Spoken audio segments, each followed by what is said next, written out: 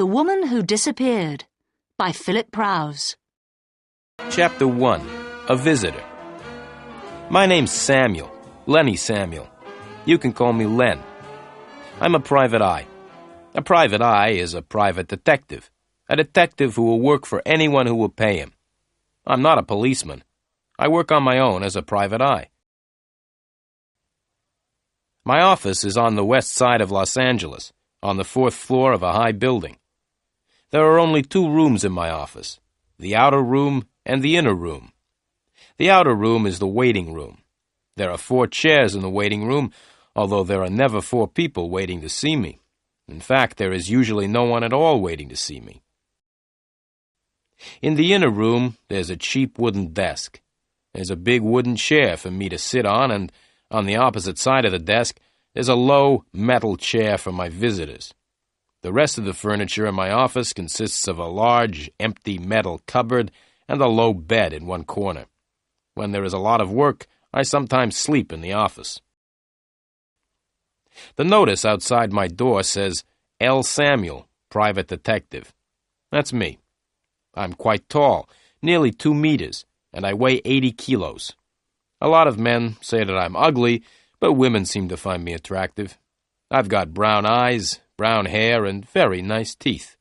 I had a good nose, too, until someone broke it in a fight last year. Recently, I haven't been very busy. In fact, I've had very little to do.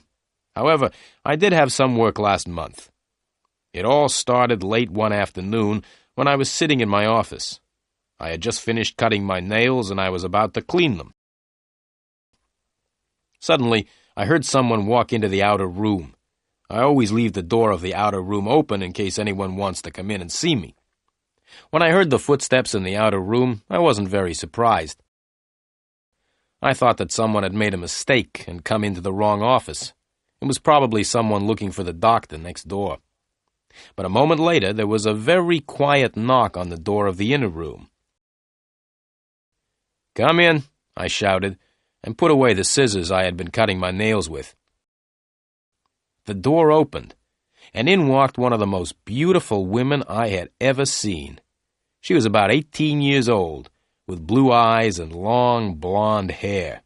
She was wearing a smart green coat and had a big brown handbag over her shoulder. "Excuse me," said the girl. "I'm looking for Mr. Samuel." "I'm Samuel," I said with a quick smile. "Come in and sit down." The girl didn't smile back at me. "No, I won't sit down," she said. "Well, if you won't sit down, at least come in and close the door," I replied. The girl came in, walked over, and put her handbag on my desk. "Now," I said, "what can I do for you?" "I need help," said the girl slowly, "but I don't know if you will be able to help me. Are you a real private detective?" "Of course I am," I replied angrily. "Didn't you see the notice on the office door? It says L. Samuel, Private Detective. I'm Samuel. I'm a private eye." "All right, Mr. Samuel," the girl said coldly. "There's no need to get angry. I have a little job for you." "Right," I said quickly. "What do you want me to do?" "It's very simple, really," the girl replied. "I want you to find my sister. She has disappeared."